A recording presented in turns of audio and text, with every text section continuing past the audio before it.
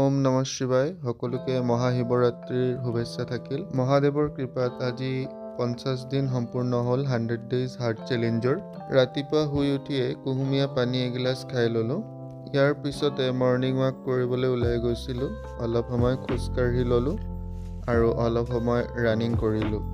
তাৰপিছতে চকিডিঙি ফিল্ডৰ কাষতে থকা শিশু উদ্যানখনত অলপ সময়ৰ বাবে ফ্ৰী হেণ্ড এক্সাৰচাইজসমূহ কৰি ল'লোঁ। ঘৰলৈ উভতি আহি গা ধুই ভগৱানক সেৱা জনালোঁ। ইয়াৰ পিছতে মৰ্ণিং ব্ৰেকফাষ্ট কৰি ল'লোঁ। ইয়াৰ পিছত বিদ্যালয়ত এয়া পাঠদানৰ মুহূৰ্ত।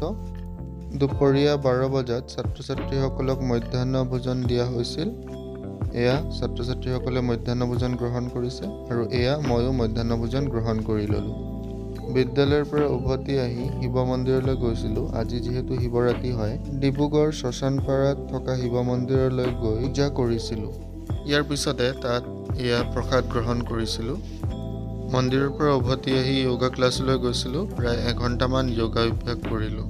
ঘৰলৈ উভতি আহি ভাগৱত গীতা পাঠ কৰিছিলোঁ আৰু ভাগৱত গীতাৰ অষ্টম অধ্যায় অৰ্থাৎ অক্ষৰ ব্ৰহ্ম যুগৰ 10টা শ্লোক আজি পাঠ কৰিলোঁ আৰু ইয়াৰ অৰ্থসমূহ ভালদৰে বুজি ল'লোঁ আৰু ইয়াৰ লগে লগে ভাগৱত গীতাৰ অষ্টম অধ্যায় সমাপ্ত। এয়া হ'ল আজি ৰাতিৰ আহাৰ, ৰুটি আৰু আলু ভাজি, আৰু এয়া হ'ল আজিৰ চেলফি।